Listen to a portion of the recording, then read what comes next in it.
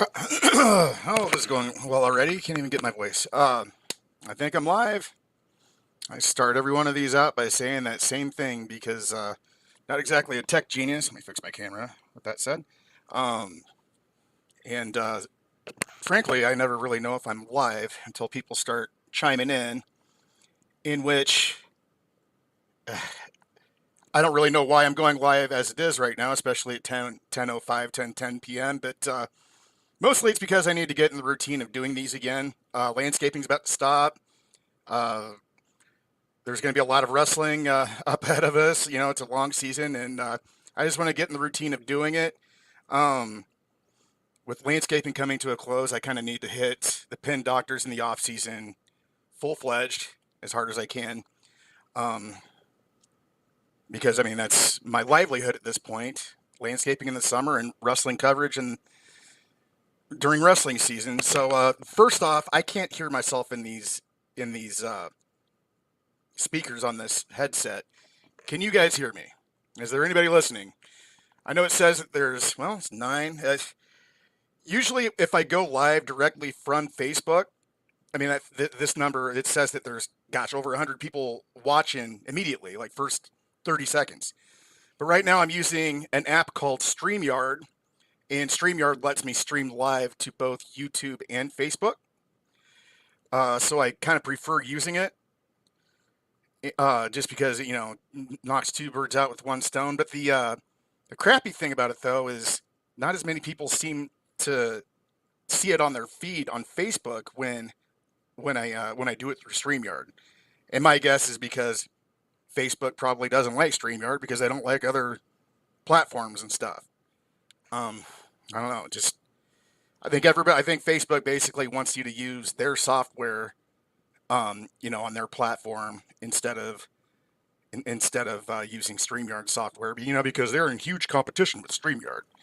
Anyways, I need to stop. Facebook is my boss essentially these days. Del R. Lane says, "Yeah, I can hear you." All right, good deal. So that's one box that's checked. All right, so I have nothing to talk about. Actually, before I get into things too far, wanted to give a. I just wanted to send my condolences to the Decker family in East Buchanan. Kyle Decker was a three-time Iowa High School State wrestling qualifier in 2015, 2016, and 2017 at 1A 132, 1A 132, and 1A 138. And he was tragically killed in a car accident recently. Everybody I've ever met, including my little brothers, always said he was a really good, nice person. I just want to give my thoughts out to the entire East Buchanan community and his family as well. It's terrible. I can't even imagine going through something like that. But I was actually going to take a little look at Kyle Decker's career now that, so and this will also give me a chance to test my software out, see if I still know how to use it, see if I still know how to share the screen with you, which I might not. Present. Hey, I got it. Share screen. Now here's the kicker. Yep, here it is. All right, so I'm going to just walk through some stats that Kyle Decker had when he was in high school through track wrestling. Let me know if you can see it. I may have to set my windows up a little bit, but Microsoft Edge tab, entire screen. All right, so hopefully you can see this. Let me set the windows up a little bit different so I can actually see. Yeah, there we go. Now I need to.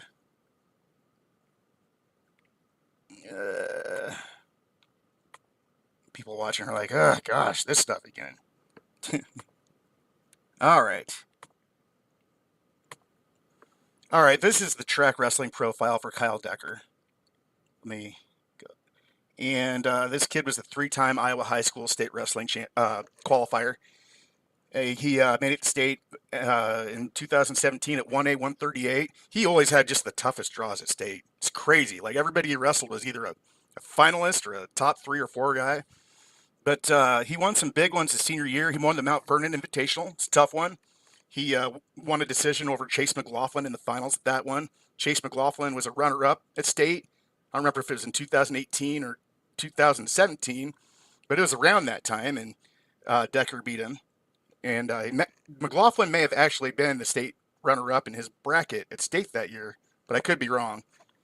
Probably am wrong. See, at districts, he beat Tanner Hoyer. Oh, that's a tough kid. And yeah, Tanner Hoyer of Alburnett. I can't remember the specifics on Hoyer. I've known him for a long time, but I can't remember if he. I want to say that he placed rather high at state 1 or 2 years at least. Anyways, he beat him at districts as a senior. And let's see some other results he had. He won the NFL Marmag Invitational. Won by decision. Wow, that's a name I haven't seen in a long time. Jackson Feldman of Dyersville Beckman. He beat him in the finals there.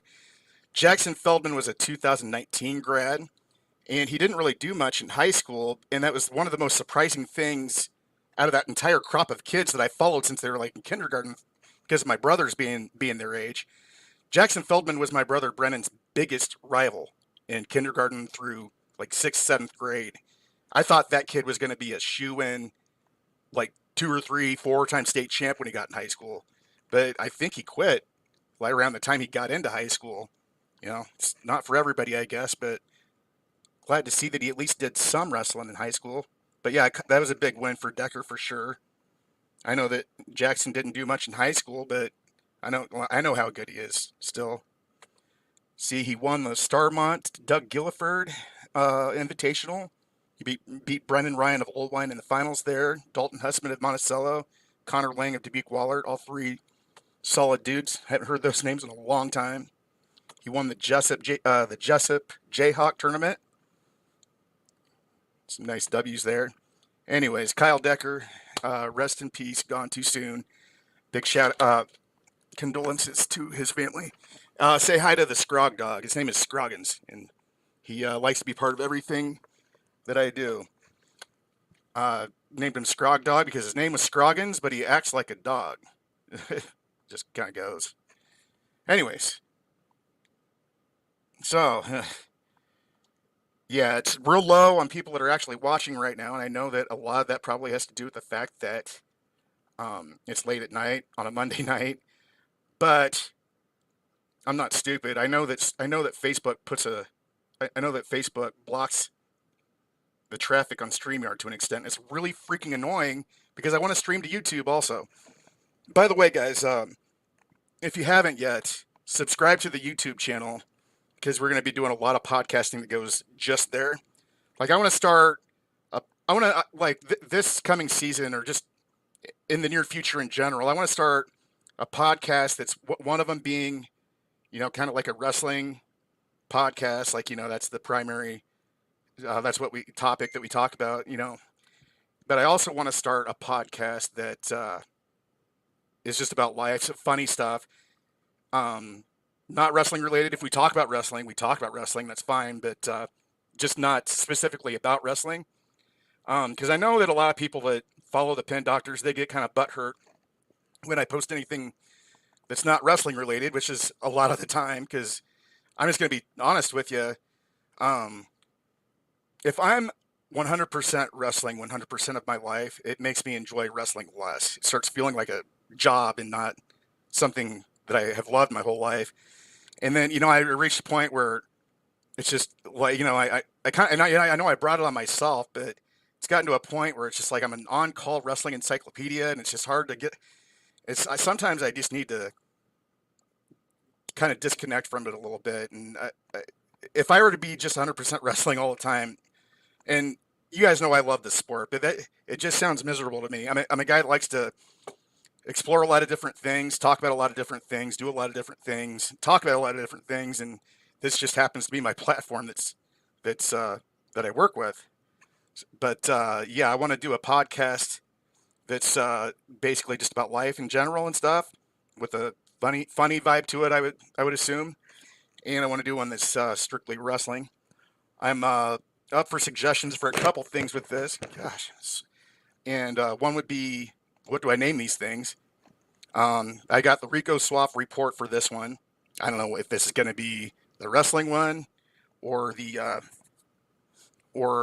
general, like the just general one that I have in mind. But I don't know if you guys can help me out with some names. Also, I want a sidekick for both of them. So if you know anybody that'd be good at it, if you know anybody that'd be interested in it, please send them my way. Or get like in the comment section. I don't know. Drop me some suggestions. Who would be a good sidekick for me to have on the Pin Doctors? One of them being a wrestling show, one of them being just about life. The one that's just about life, I'm guessing, will probably just be on YouTube because it's going to really tick me off if I'm having to use StreamYard and having Facebook block my viewership every time I use it. See, right now it says I've got 20 people watching, but I know damn well that if I went directly to Facebook, that number would be probably like 5 times as high. It is every time. It's just irritating. Irritating, these guys in competition with each other and making it just inconvenient for the rest of us. Anyway, so out of the very few of you guys watching right now through StreamYard, I don't know, chime in. Let me know if you're watching in the comments. Anybody want to talk about anything? Because I'm just winging this one. I honestly just want to get back in the routine. Remember how to use this software. Because for any of you guys that have watched this in the past, you'd know that technology is not my thing when it comes to this stuff. Like, not that I can't work technology, but if I'm going through the stress of looking at my stupid face while doing a podcast, then it just makes it a lot easier for me to forget a bunch of technology stuff, because I'm already frazzed enough about that. And that's another thing I have to get used to. I just have to get used to hearing my voice and making my stupid face visible for everybody else to see. I think Scrog Dog will make it easier. And maybe Scrog Dog can be my sidekick. I mean, he's going to be one of them regardless. He just kind of imposes himself. Everything I'm doing, everywhere I go, Scrog Dog is following me around like a dog. I've got another cat named Grimace, and I actually named him Grimace before the Grimace Shakes last year got famous. Like, I named him Grimace 2 years ago when he was like a kitten, and then a year later the Grimace Shakes got all famous. And I actually named him after the Big Perp. I named him after Grimace because when I was a little kid, those McDonald's commercials were real big and have like Ronald McDonald, the Hamburglar, and my favorite Grimace. But he I don't know. He kind of isn't as social. He's a great. I don't know. He might come down and say hi. Who knows? Anyways, Tim Miller, what a dipshit. I'm going to put that one on the screen. What's funny is Tim Miller is one of the guys I've got in mind for doing like some podcast stuff with. I've known him for a long time. I used to think he was the cockiest dude in the world, and he is to an extent, but he's funny. I didn't realize he was being funny as much when I first met him until like the 5th or 6th time he called me a name after I was like, "Hey, what's up, man?" And we'd see him at a wrestling tournament.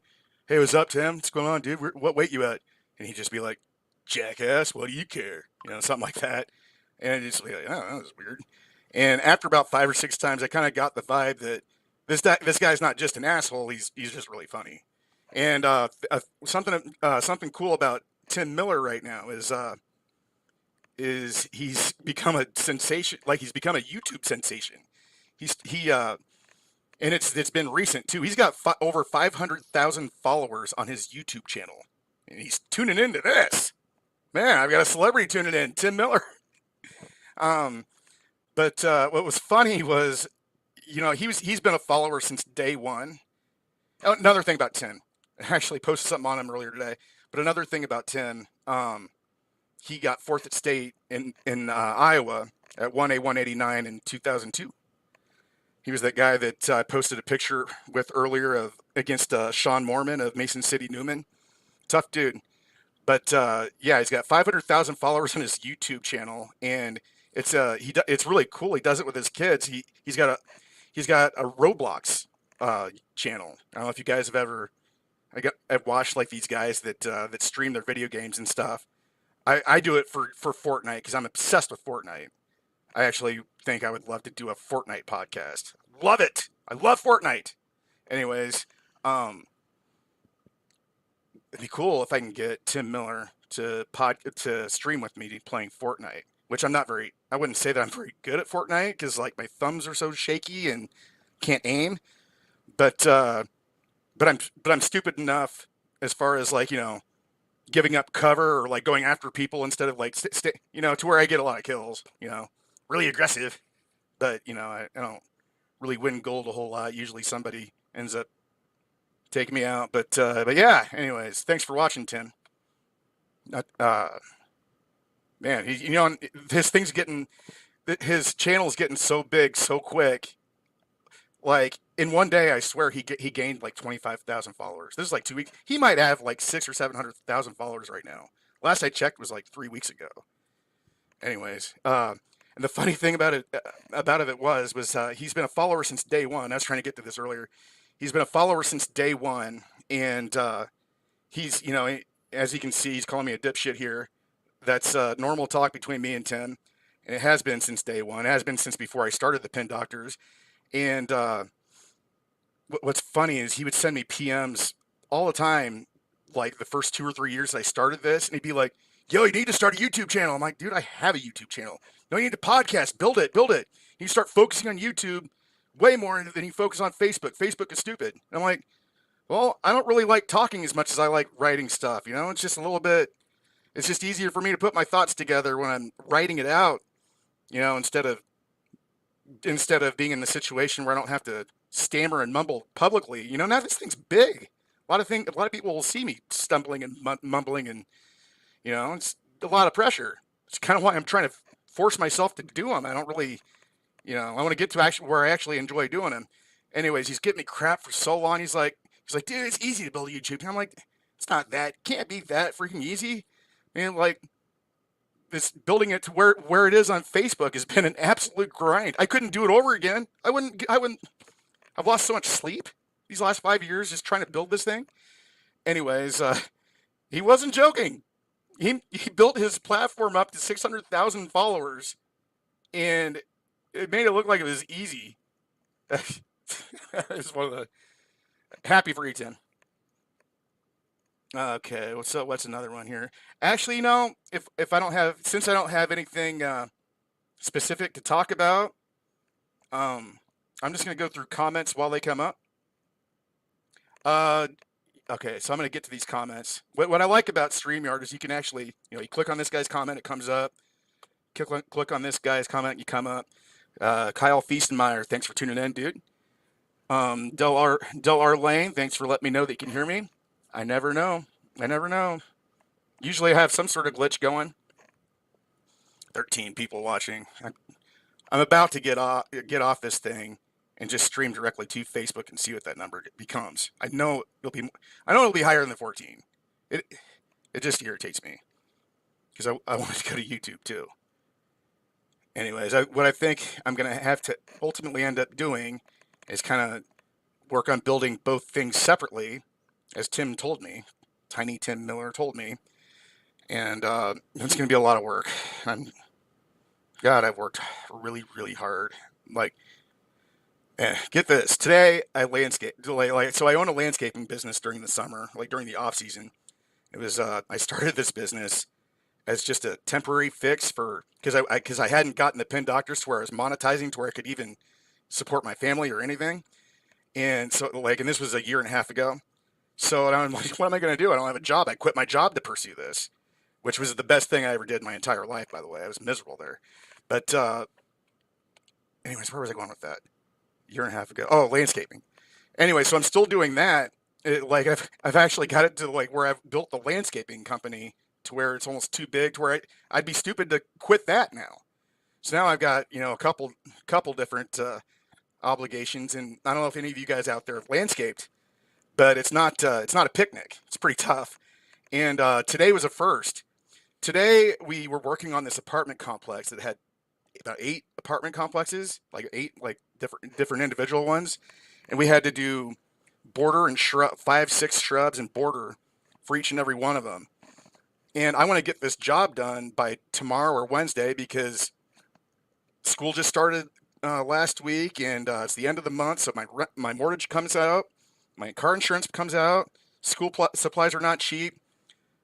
Club softball fees for my daughters, that's $300 a piece. Volleyball gear for my daughters, they're doing club softball and volleyball at the same time. Anyways, my wallet's taken a hit lately, so I want to get this thing done.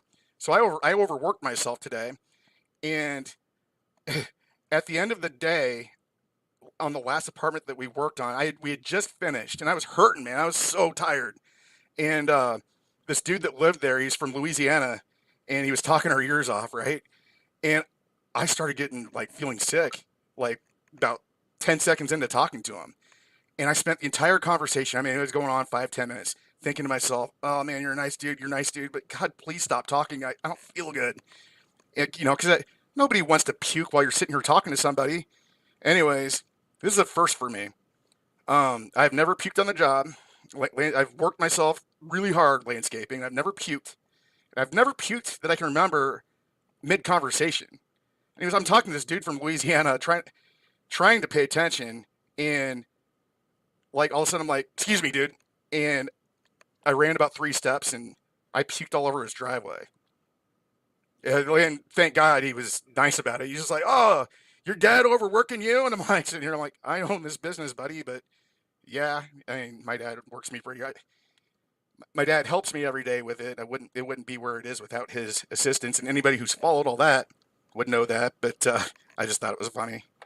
Um, it wasn't funny puking though. Like that was so freaking embarrassing.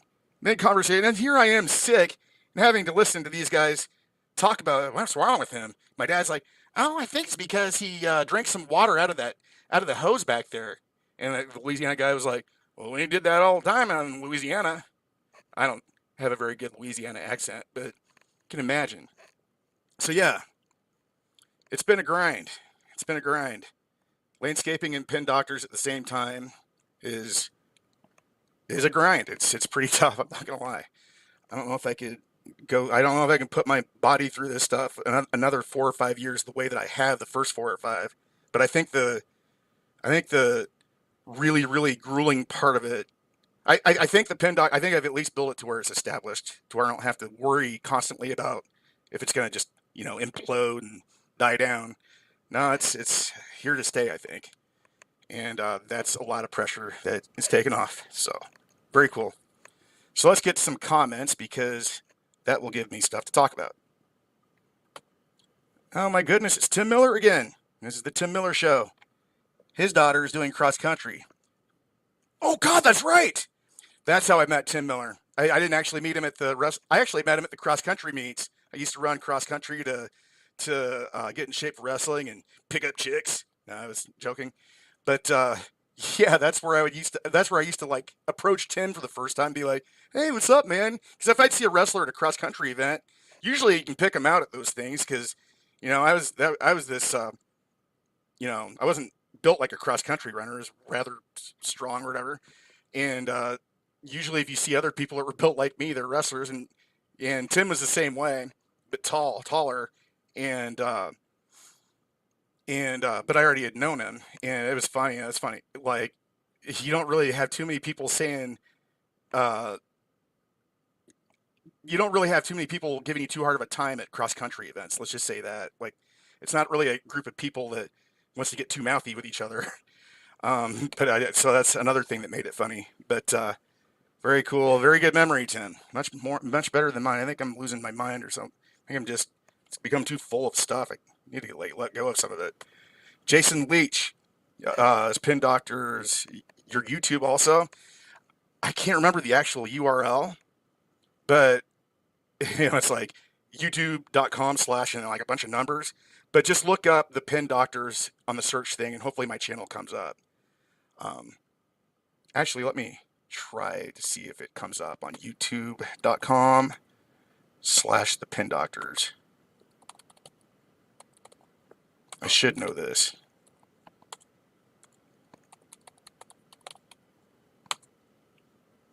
Don't. No.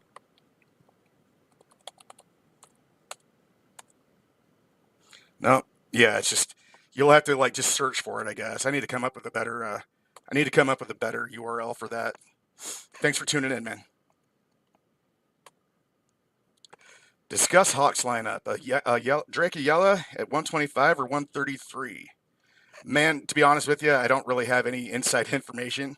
Um, I don't really think Brennan keeps in touch with a lot of those guys at this point anymore. He's kind of, I think he's about his relationship's getting serious, and he's working for me landscaping, and um, not to mention he wasn't really a guy that really knew a whole lot that was going on when he was in there.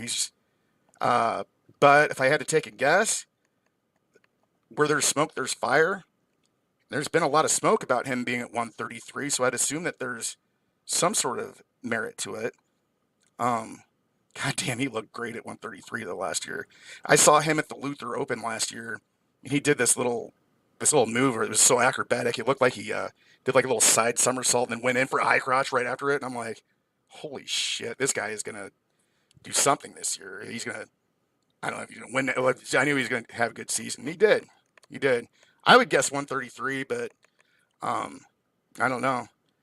I don't know. In the subscription section, I'm actually gonna probably post my personal thoughts about what's going on there. So that'll be something for you guys that have subscribed. That'll be something to expect in the maybe near future. And no, don't worry. I don't have anything against. I don't know why anybody would think I do, but um, I think there's things that they can work on. But I think there's things they do right that they don't get credit for, and I'll discuss both those things. All right, Stillamuckus. Again, this dude was a badass in his day, man. He was a badass youth wrestler. He used to wrestle my little brother from Makokata, and gave the sport up for basketball, but then went back out as a senior, did well, made it to districts, which is good for a guy that didn't wrestle much through high school. But great dude. What are your thoughts on Iowa's 2024 lineup? Um, I don't really know. I wish I had more to say about it. I was always able to uh, adapt and overcome and produce something that's presentable. People can say whatever they want about the program, the state of the program as it's been the last decade or so, in comparison to Penn State. But it's not really that fair. I mean, they've been pretty consistent in terms of, like what other programs get like top five other than Penn State? What other programs like top five at nationals almost every single year? I mean, I don't know. Uh, and I know the drama that's going on as far as the NIL with them and bringing in transfers and stuff. It's a real like there's a lot of people that are cool with it, because oh man, we improved our lineup, which I think they probably did. But there's also people that's like, you need to produce your own. You need to produce your own guys that you have, and what kind of message does that send to your guys that you recruit? And I see it all, but man, you got to think of it from the coach's eyes. Like that's a really, really tricky situation for them to be in right now. That NIL comes into effect. I know I've been reading some drama about Drake Ayala hasn't gotten his NIL deal quite like some of these transfers are. And it's like, wait a second, I got second at nationals for you guys. Why am I not? Which I don't know if any of this is true. I haven't heard him say any of it, but it's just stuff like this that's going to be a learning curve for pretty much every coach. I would assume every coach that coaches a team in the NCAA. It just stuff like this is stuff that you wouldn't really anticipate, when the whole NIL thing was finalized. Um, I don't think they're doing it to hurt people. I don't think they're trying to hurt Glazier's feelings, Siebrecht. I don't think they're trying to, you know, insult him or disrespect him. But if you can get a good guy in your room, then try and get a good guy in your room, I guess, if they're interested. And it's a really tricky, tough situation to be in. I'm glad that it's not me that has to make it. Because I mean, if I were a head coach of a D1 wrestling program, of course I'd be exploring the waiver wire, the transfer portal. I need to get, I got fantasy football on the mind, waiver wire. And, eventually it might actually get to a point where there is a waiver wire in wrestling, the way things seem to be going. But I can see it kind of both ways. I understand the frustration of guys like Cope Seabrick, um, Zach Glazier. Uh, God, I'm having like a brain cramp right now. The Bettendorf 285 heavyweight. state champ, also a runner-up. Won Fargo. Uh, uh, God, why am I having? I've never had a. Anyways, I can see the frustration with those guys, but also I can see the frustration from the coach's standpoint. Like, those are not easy. These are not easy things to navigate. And these are not easy decisions to make, but you got to make them. Their jobs depend on it. I mean, these guys have families too. They want to leave their family something after, they don't want to lose their jobs, especially if they are employed by something like, the Iowa Hawkeye wrestling team. That's a great job, you know. He's got to keep his job, got to put out the best team he possibly can. That's his responsibility. It's just, I don't know. It's just unfortunate. It's just unfortunate that these things are, I think it's basically inevitable that these things will happen, and maybe there will be tweaks and stuff that are made to the system as it is to with NIL to where you don't run into these things as much. I don't know, but so the 2024 Hawkeyes lineup, you would probably know more than me. I don't. He obviously wants to be called Topher. I always knew him as Chris Stillamunkus, Topher Munkus, but 125, 133. I don't know, man. I don't know. I don't know what the lineup's going to be, but I hope to have a lot of fun watching those guys. The Iowa Hawkeye wrestling team, they always bring something interesting, so anyways, get to Darren Bishop left a couple. So weakness will be 125 and 141. Honestly, dude, I never really look at things as, which is wrong of me. Like, I know that I'm probably just, delusions of grandeur by thinking this way.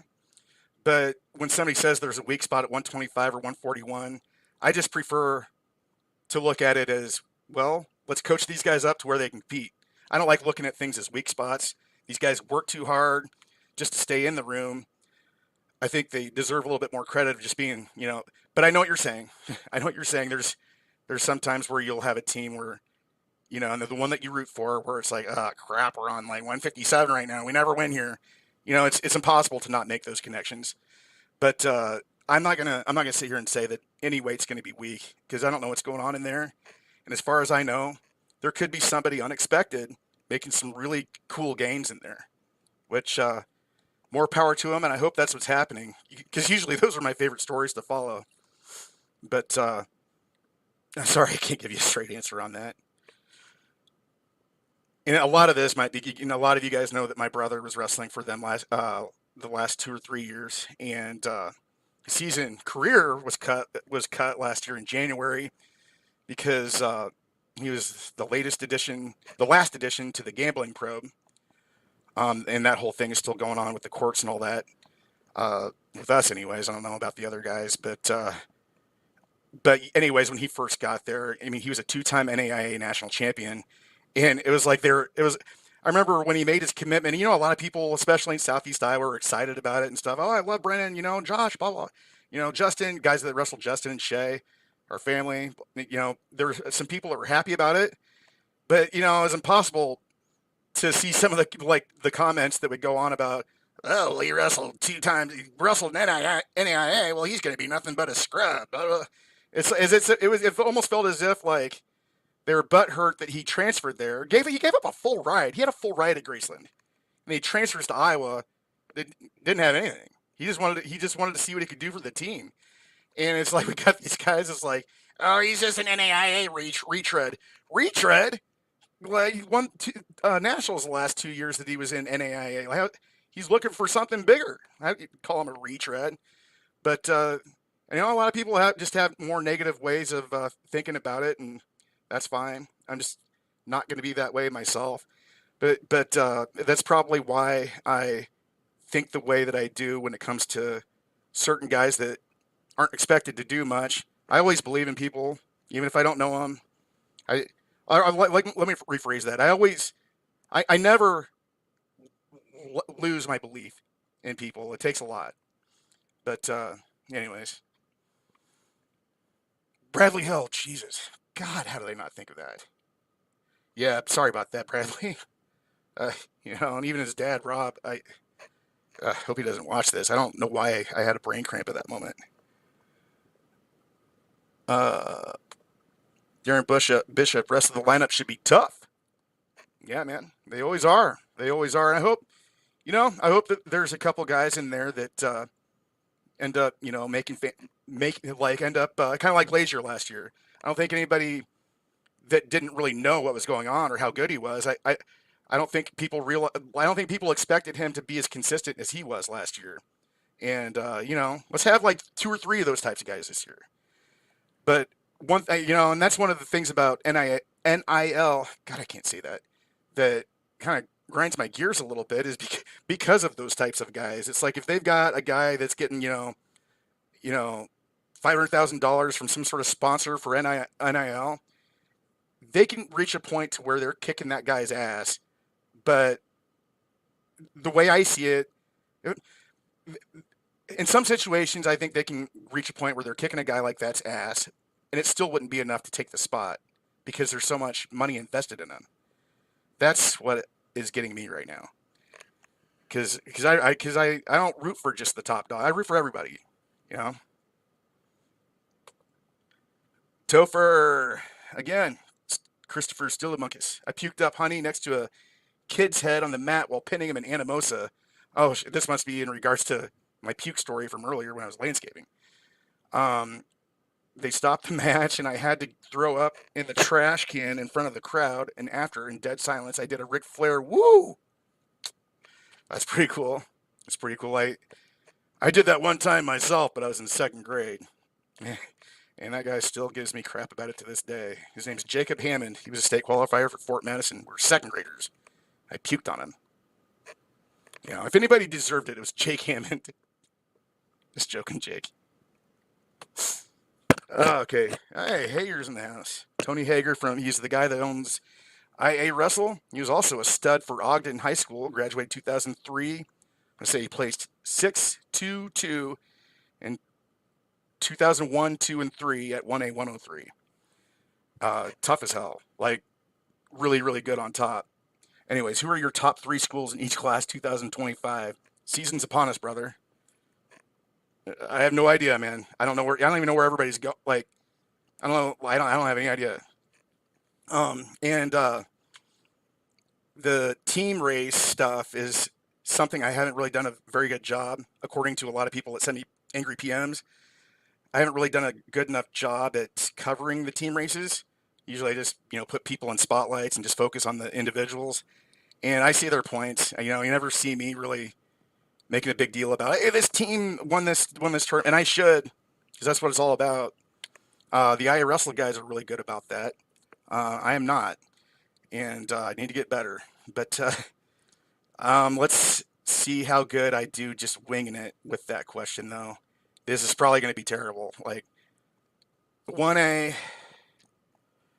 I don't know. Don Bosco is always, Don Bosco is always good. Underwood's always good. Wish I had more to say. I don't really have much to say to it. I'll get into it though. Like once I get into that first set of rankings, it's it's going to be Rain Man mode from that point, and I'm not looking forward to it, to be honest with you. Brian Entner, thanks for watching, man. Bradley Hill. I couldn't think of Bradley Hill's name. I've written like 5, 6 articles on him, long ones. Did a whole deep dive into his career. I couldn't think of his name. I've talked to his dad. Couldn't think of his name. Topher, I completely agree with you about coaches. They need to put out the best lineup. Only thing I'd hate to see is if it makes incoming recruits think twice about coming in and getting the backseat for the portal guy. Good take, though. It's the coach's job on the line. That's another good point that you raised there, too, because if kids are affected by these decisions and stuff, and they don't want to come to Iowa because of it, that also puts their, sabotages their job security. It's just such a hard, just such a difficult situation for a lot of people involved, and I'm just glad I'm not part of it. Brian Entner Buchanan is a huge get at 97. That's what I've heard. It was like a 3-time All-American is what I heard. Pretty sure that's why Glazier's out. Keeter's putting football on hold was a pleasant surprise. I think that Zach Glazier probably thinks that he can I don't know, like just watching the way he carries himself, the way that he wrestled against AJ Ferrari last year. I don't think that that guy's like really believes that he can't beat anybody. I think he probably believes he can beat anybody, but I think he kind of sees the writing on the wall of, well, this guy's going to be pushed because you know they've got a lot invested in him. I could be wrong though. Like that's just the vibe and the impression I get.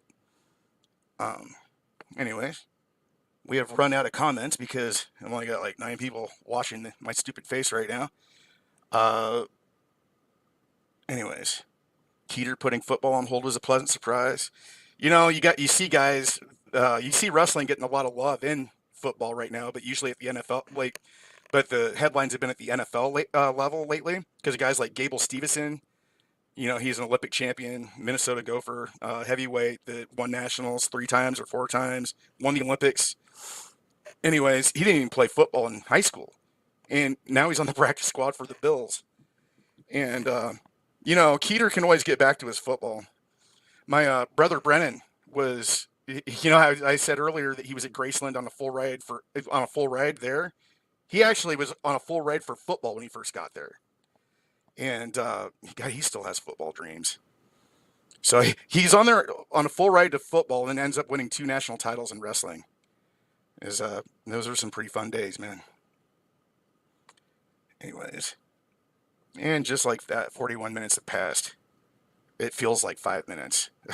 Seriously, I had the most difficult time hitting that go live button because I'm just like, oh god, I'm gonna hit the go live button. I'm not gonna have any.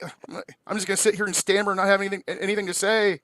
It'll be 20 minutes of me looking at the screen with people asking me questions. And of course, it's not how it went. Of course, it's me sounding like some overgrown chipmunk. But yeah, thanks for everybody that's tuned in and are still watching 42 minutes later. Anyways, that's the end of the comments so far. If you're out there watching, God, just send me something. Also, if you want to help the pin doctors and you want to keep seeing these podcasts or these live things, the best way to make sure that happens is send stars, because that is what feeds my kids. So I think there's like a comment above, or hopefully I don't.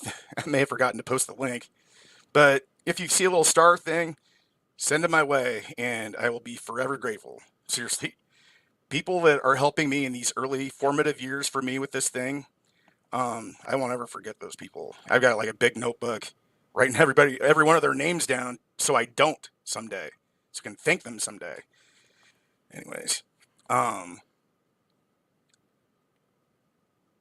Topher, and hey, thanks for the questions, by the way, Topher. Like, making this a lot easier for me. Last one here for you. Who are your top 5 or 10 Iowa high school kids to watch this upcoming season? I know Schwab and Youngblood are absolute hammers. Who else? Well, I mean, since we were talking about Hayden Schwab, and I think his little brother Hendrix is coming up too. I'm not sure if he's in 8th or 9th this year. I don't know, but they're both Doug's boys. And anyways, Liam Adelfinger.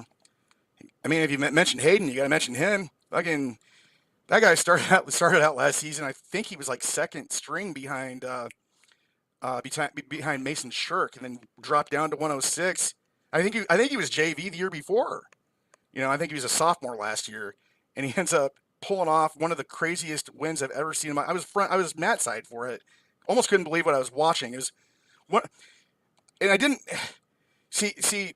It was really weird for me. I didn't really know how to take it too. It was one of those deals where I legitimately wasn't rooting for anybody. I like both, in which a lot of the time that's how I am.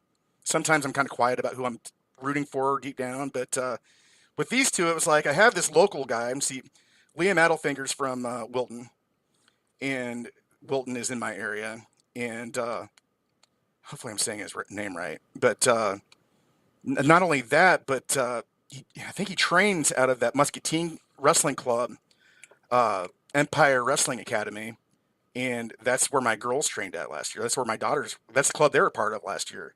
They just started last year, and it's run by Joe Hantz, is the main one, which was a state champion for Louisa Muscatine and stud for Buena Vista or Augustana, one of the two. Anyway, so it's like So yeah, I had that connection with him, and I don't know Doug. I don't know Doug Schwab. I don't know Hayden's mom personally, uh, but I know Mark and Mike, and I would con- I would consider myself to be pretty tight with Mark. I've like he's actually like he's his quote is at the top of my page. Like one of his quotes is, I think it's I have to look at it. Imagination, build castles with your imagination, something like that. Um, yeah, yeah. Build castles with your imagination as much as possible. Imagination is our most powerful faculty. Mark Schwab. I, so I'm not going to sit here and I'm not going to lie. I'm not going to root against the Schwab. I like the Schwabs. I generally speaking, if I see a Schwab out there, like I want them to do really well. You know, not even generally speaking, just speaking. So, anyways, that that finals match he had was one of the most interesting things I've seen in wrestling ever, especially match side like that. That that that match was crazy. Anyways, top 5 or 10 Iowa high school kids to watch this upcoming season.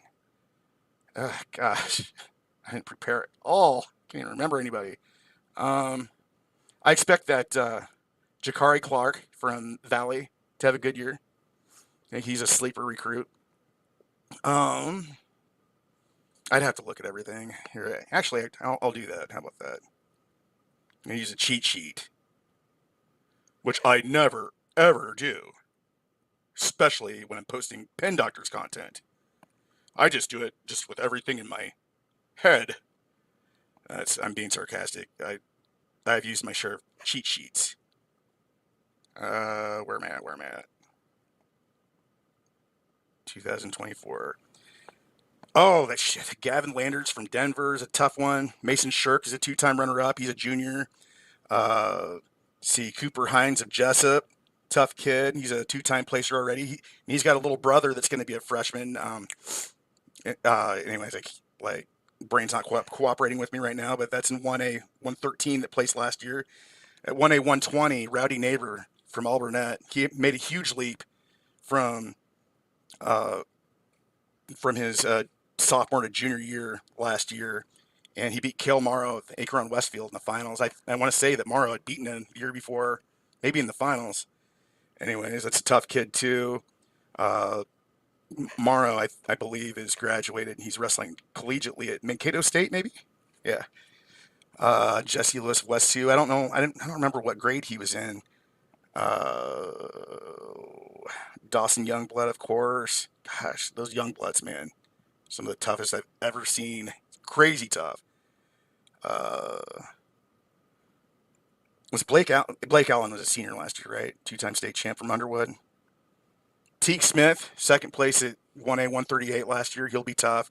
I believe that's Kellen Smith of West Hancock. He was a three-time runner-up. I believe that's his little brother. Um, Corbin Reich. I think he's got a year or two left. He was a state champ at 1A 144. Um, it's just 1A that I'm going through. I'll get to 2A and 3A eventually. Kyler Nack. No, he was a senior last year, wasn't he? I think so. Um, Kellen Smith graduated. Now I'm getting to a point where it's like I don't know what grades. Oh wait, Which Knack graduated last year? Was it Kyler Knack or was it Caden Knack? I get those two mixed up sometimes. Anyways, those are a few of them. Loudon Huizinga from Waco. He's a big name around here, but I can't remember if he graduated last year. I don't think he did. I want to say he was a sophomore or junior last year, but he was a runner up at 1A 190. Ashton Honnold. That'll be a big one from Nottoway Valley. Tough kid. Let's see here. 2A 106, Clayton Perrelt of Mount Vernon, Cale McCabe of Fairfield. Cale McCabe's dad, Shay McCabe, was a tough dude. My practice partner used to wrestle him at the Mediapolis Invitational in the Fairfield dual meet every year. So, for sure, a tough guy there. One of my favorites, Uriah Corder of Nevada. Very animated kid and fun to watch. He was at 2A 106 last year. He'll probably be small his entire career. His dad isn't big, um, but he's one of my favorites. He got third at 2A 106. He beat another tough sophomore named Easton Enyart of Ballard for third and fourth last year. Coy Maylert, Bart Maylert's son. Bart Maylert was a state champ for Union in 2000, 2A 140, my weight. And anyway, and he was also a national champion for Wartburg and I think in JUCO. Anyways, his son Coy Maylert's tough. He was at 2A 106 last year. Uh, just just a matter of time before that some phone kid from Western City wins a state title. Uh, Gage Spurgeon of Eddyville, Blakesburg, Fremont. You know, uh, yeah. He obviously a very, very tough kid. But I wish EBF would stop poaching Cardinals girls. That's a joke, not really. But my little brother is the high school coach there, and he lost one of his best ones to Eddyville. It's just hard for me to be positive. Emmett Newton of Davis County is a three-time placer now. He's the son of Adam Newton, who was a state qualifier for Davis County in his day in 2001, my grade. Anyways, I expect him to be pretty good. He'll be in the running as he always is. Jace Hedeman, he's a two-time state champion, three-time finalist. He's going to be a senior next year. He'll be a good candidate for title number 3. I'm just going to skim through the rest. It's taken me a while. Caden Dietzenbach of West Burlington, Notre Dame, 2 or 3-time placer already. Senior in high school this year. First cousin to one of my best friends. And I believe he'll be very tough. Mason Avila of Decorah is Andre Avila's son. Andre Avila was a state champ from Davenport Assumption in 2002 at 2A 112. Blake Fox of Osage. Holy cow, that kid is incredible. Absolutely amazing. Can't remember what grade Jace Jaspers is in. Caden Wild of Assumption's tough. I want to say he's a senior this year. Saw him wrestle at districts last year. Tough. And very, very dedicated. Kid's going to be good for a long time. I think he's going to be good in college, too. That's Caden Wild. Andrews Kittleson graduated. Royce Butt, I believe he was a runner-up for Central DeWitt at 2A 144. I want to say he has 1 or 2 more years left. Jason Jackson Jaspers. I can't remember which one's older than the other, but they're from Mount Vernon. Both really tough. Anyways, I got to just go through these because otherwise it'll take me all day. Austin Scranton of Anamosa. That dude's tough. That dude won some sort of off-season national folk style tournament. I remember what they call it. It's like some newer one. But that was when he was a freshman or sophomore. And then last year he won state at 2A 175. I want to say he was a sophomore last year, but I could be wrong. But he's got a sister that's really good. He's got a brother that's really good. His brother is Hudson Scranton. His cousins are wrestled at Clear Creek Amana and Iowa City West. Kyler and Kale. Those are his cousins. Anyways, getting to the upper weights where there's not a whole lot of, Mason Kaler of Glenwood at 2A 215. I know he wasn't a senior last year. I expect him to be very good this year. I think he was a sophomore last year, maybe a junior or senior this year. But he'll be a bigger guy that's really good. Can't remember what Russell Coyle. He's from Columbus Junction. It's Mediapolis's rival. He was the 285 runner-up last year, and I should know what grade he was in. But I don't know if he has another year or not. But if he has another year left, then watch for him. 3A, Nico DeSalvo. This kid was from Louisiana before he moved to Iowa. He won, like a bunch of national tournaments and stuff at Louisiana. And, hell, this kid's won the Trinity Award, I think. And then he won, as a freshman last year at Southeast Polk, he won his first state title at 3A 106. Weston Porter was another freshman. He beat him in the finals. For top 3 placers at 3A 106 last year were freshmen. Jack Walucate, I've read his name for years. I need to do something on him eventually. But he got 3rd. He'll be tough. Braxton Hutchinson of Burlington. He'll probably be 3A 106. And I don't know if any of you guys have ever encountered a 106-pound senior before, but they're usually stronger. Because I wrestled 113 when I was a freshman in high school. 197 my last year in college, but 113 as a freshman. And man, some of the seniors in high school that you wrestle at those weights were the strongest human beings I feel like I've ever felt to this day. It's crazy. So Braxton Hutchinson's going to be something to deal with. So is Dylan Munson of Prairie, Cedar Rapids. He got sixth. I placed the year before too. Tyler Harper graduated. Alexander Pierce has got another year or two, 2 years, I believe. He was a state champion 2 years ago, second last year. Iowa City West. Matt Crossan got third at 3A, 113. Tough. Cale Vandermark of Ankeny Centennial. Can't remember if he was a junior. I think he was a senior last year. And I want to say he's wrestling at Grandview now. But anyways. Cody Vandermark. That was Cody Vandermark. Cale's got another year or two, 2 years, I think. Isaac Wignall, Ashton Grace, Kendall Kurtz, Jake Knight of Bettendorf will always be. Carter Pearson. Oh, God, those two are about the most impressive people. Damn. Carter Pearson, Jake Knight. That 3A 120 match last year. Crazy. Crazy good. Can't imagine being as good as those guys. TJ, how do you say it? Is it Coaster or Keister? I've always said it as Coaster. Anyways, that kid's a three-time placer and going for title number 3 this year as a senior. He wrestles for Bettendorf in Big Game.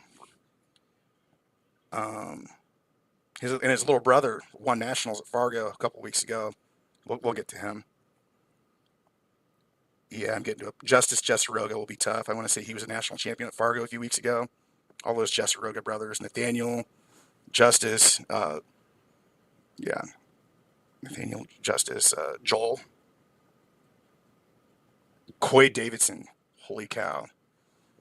He's got at least another year left. He's from Fort Dodge. He's the guy that beat that Carter Freeman of Waukee Northwest last year in the finals, and Freeman was going for title number 4. One of the best matches you'll ever see in your life, regardless of who you're rooting for. I know heartbreaking for Freeman, and by everybody, but from what I've heard about him from everybody, he's a great kid. So it's kind of hard to see, but at the same time, it was exciting to see somebody going out there fearless the way that Coy Davidson did and having it pay off. And Cody Trevino, he's a junior from Bettendorf. He placed third last year. I want to say he got fourth the year before as a freshman. Watch for him. Jabari Henson of Ames. He's got another year, doesn't he?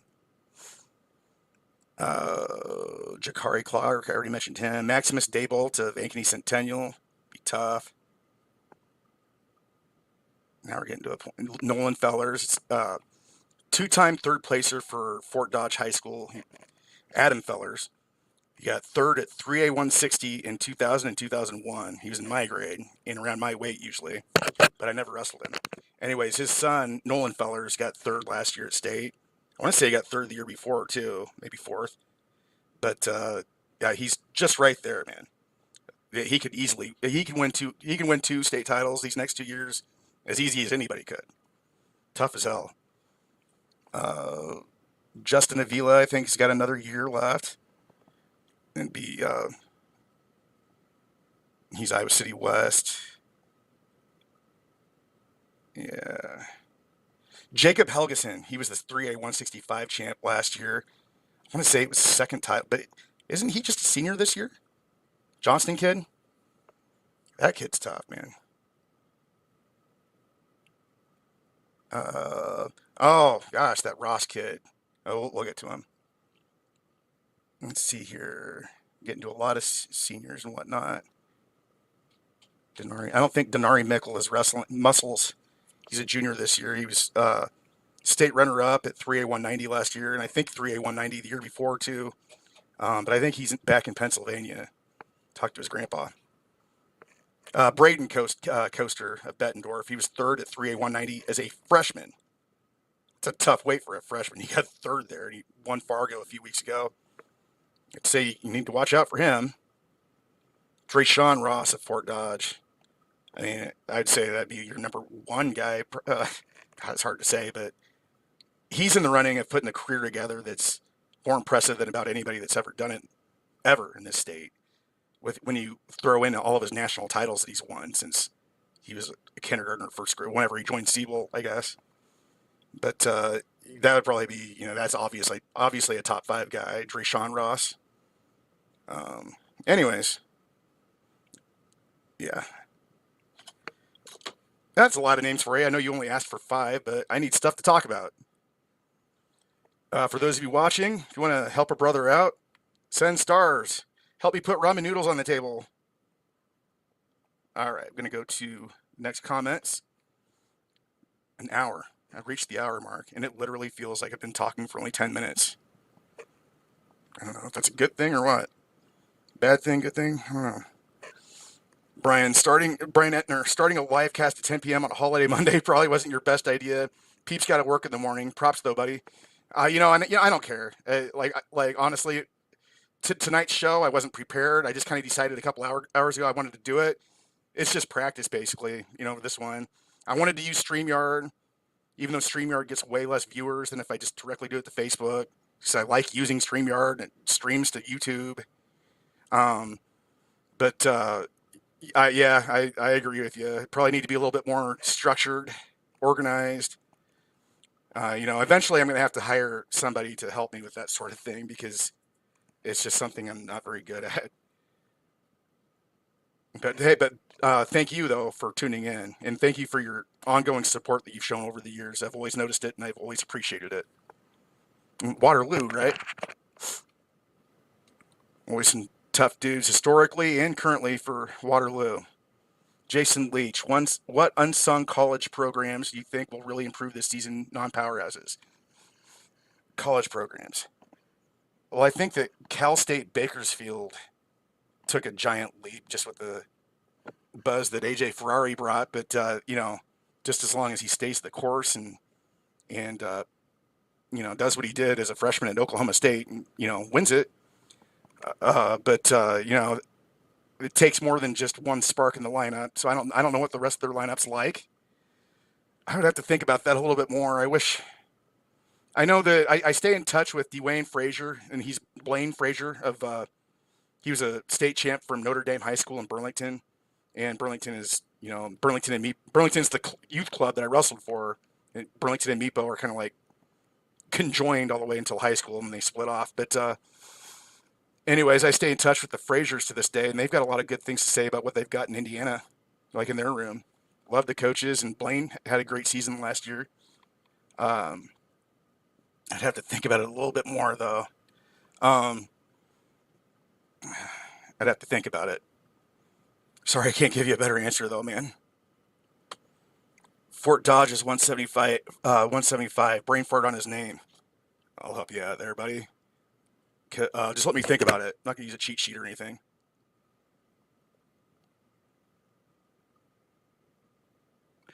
That was Demarion Ross, wasn't it? I think he graduated last year. He was the one that beat. He was the one that won that bracket that had Maximus Magana of Waterloo East, formerly of Waterloo Columbus. He was the one that won that bracket. Asa Hempstead of Carlisle is the guy that actually beat Maximus. But I think Demarion was a senior, but I could be wrong. That's Treshawn's brother. Um, and at 160, yeah, I think that's probably who you're talking about. Yeah, but if he's a senior this year still, then I would assume he would do pretty good. I'd say repeat.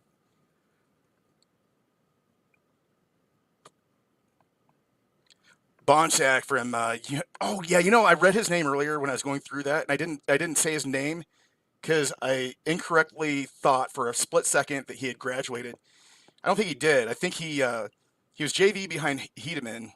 He won AAU state as an eighth grader, and then he was JV behind Jace Hedeman his freshman year, and then won it these last 2 years, I believe.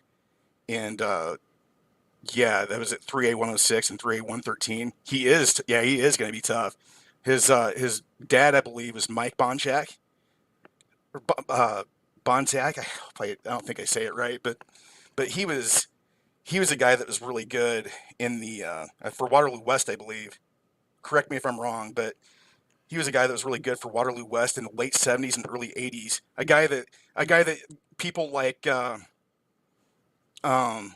I'm trying to think of somebody that he wrestled with. I want to say like people like Jeff Gibbons and guys like Steve Steve Knight, guys like that would say, "Oh man, he may not have won state, but he was just as good as about anybody." Actually, I got something on him. Let me look for it. He placed fifth one year. He was like he'd be like undefeated, other than just like the state competition. He's really good in freestyle, and he has a brother named Craig. I don't know if he's a little brother, but Craig Bonsack was the same way, and I don't even think he made it to state. No, I think he made it to state, but maybe didn't place. But he was like a freaking phenom in freestyle. Mike Bon.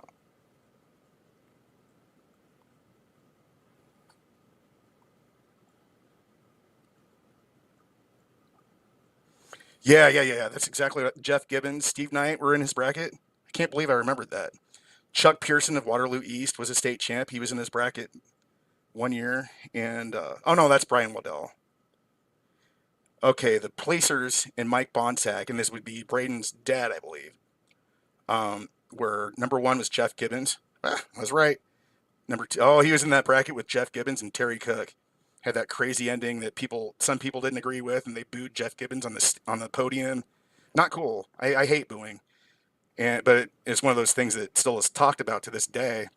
Anyways, Craig Cervantes from Bettendorf was in there, and he was uh, multi-placer and went on to do good things in college too. Big supporter of the page. Mike Bonsack got fourth. Corey Mills of Waterloo East. I think he wrestled for Don Bosco also, if I'm not mistaken. But he was a Fargo champ one year, if I'm not mistaken. And but he never won it in Iowa. He won Fargo one year, but he never won the state tournament in Iowa. Uh, Hi, what are you doing? You can come here and say hi if you want to. And Kent Halstead of Keokuk.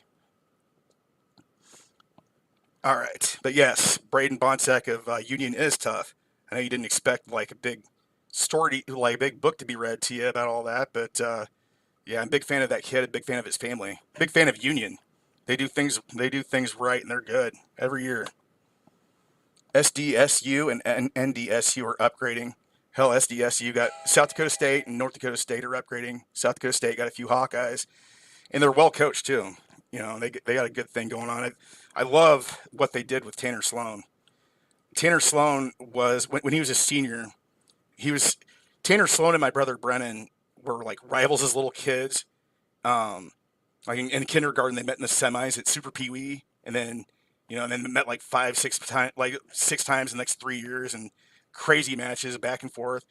Anyways, then they became really good friends and practice partners for at DC Elite. Brendan and Tanner did, and both of them really didn't get any attention in the recruiting process. And Tanner Sloan was a two-time state champ for Alburnett and four-time placer. And I always, and I think that the reason that he wasn't really recruited very heavily was because he wasn't much.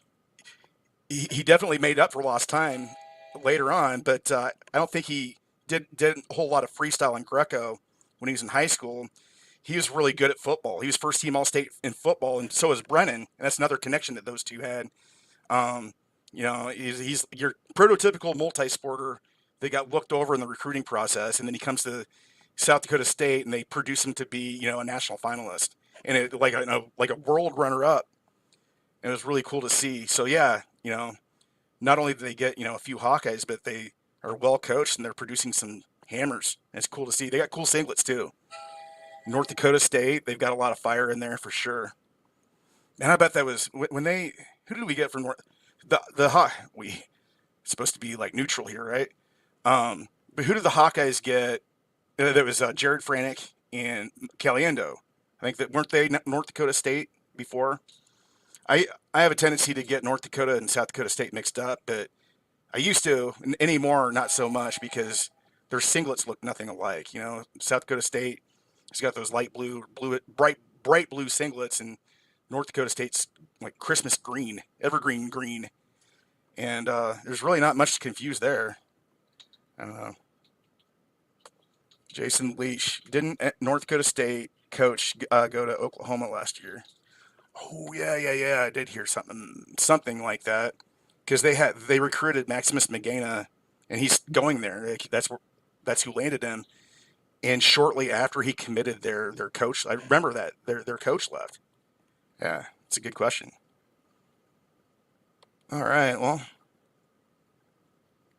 that's all the comments. I don't have anything else to talk about. So if any of you guys are still watching and have anything last second to ask me or like to discuss, then I was going to mention something about my. It's been a long time since I've done a podcast, and last time I was doing them, I was right here by the. This is I'm one of the most artistically challenged people that I think I've ever heard of, and this is probably the most artistic thing I've ever put together, and it's just a bunch of freaking like newspaper clippings just tacked on a board. Like, that's about the extent. And on this Pin Doctors thing, I didn't make that. So some corporate, like some business did. It wasn't me though. And I just found a bunch of random pictures and stuff, and just put them on this board with a thumbtack. And that's about the extent of my artistic ability. I mean, look at this. Got my medal I got from Loris College for something. I don't even know what it is. I don't even know why I'm trying to show it off, and I don't know what it is. But it's just hanging by a thumbtack. I need to work on this. That's one thing. If any of you guys have any suggestions on how I can improve my look here, they make me a lot more willing to do these things, because I'm not really proud of like how unartistic I am. I've definitely have the ugliest background of any podcaster in wrestling that I've ever seen.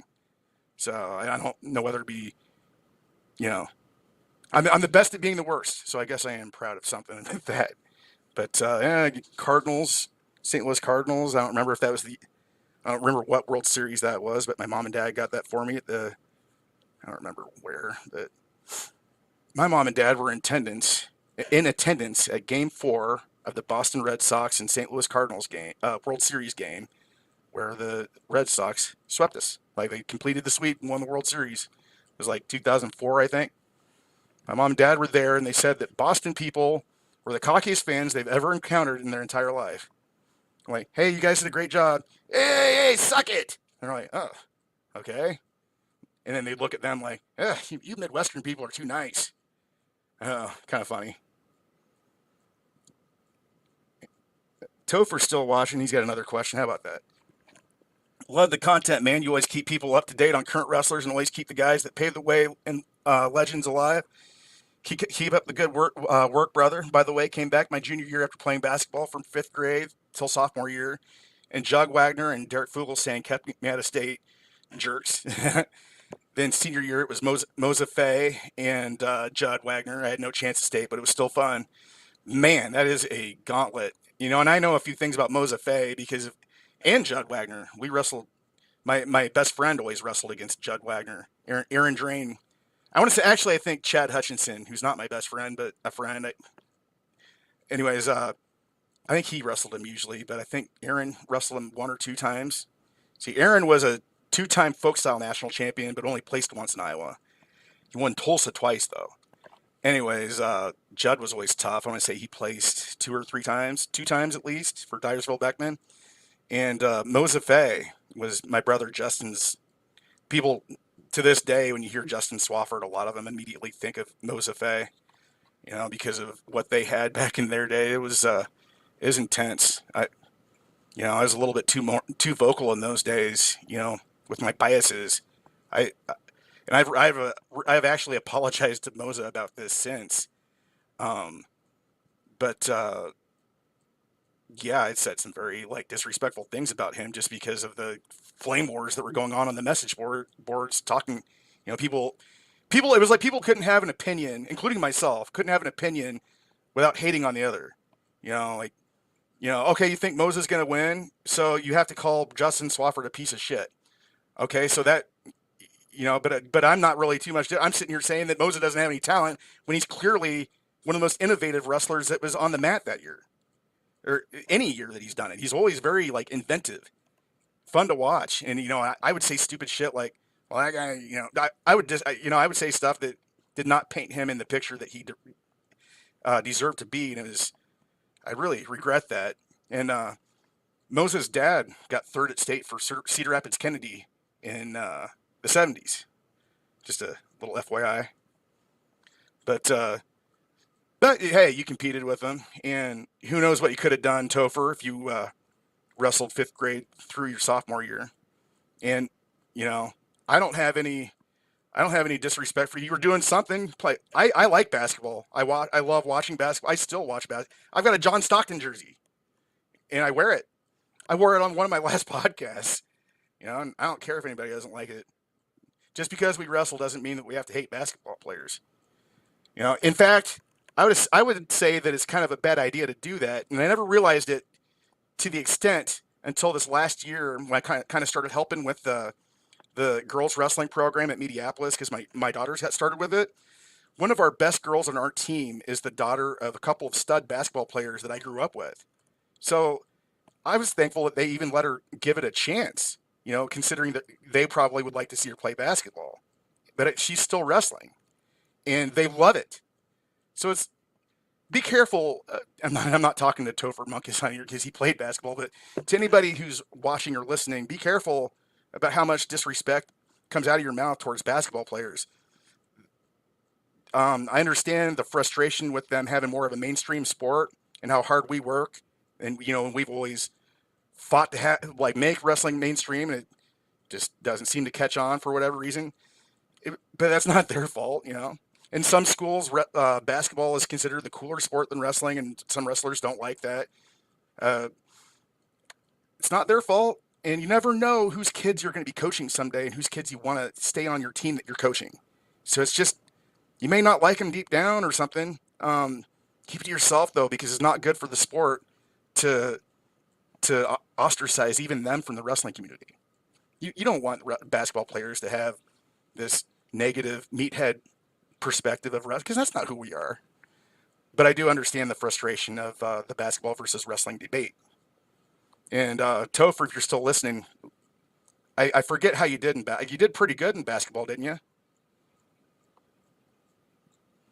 Anyways, next time I do this, even though it won't be able to go to YouTube, I'm going to do it off of StreamYard and directly to Facebook. So there'll probably be, honestly, even though it's a holiday on a Monday night, there would still probably be 50 to 100 people watching right now if it was directly to Facebook. That's how bad Facebook is to StreamYard when it comes to traffic. It's silly.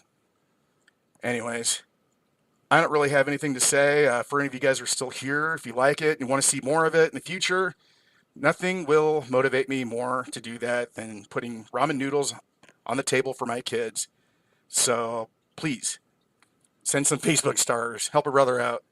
Um, hope it's going to be a great year. And sorry I wasn't prepared, but hopefully you liked some of the discussion that took place tonight. Thanks for tuning in.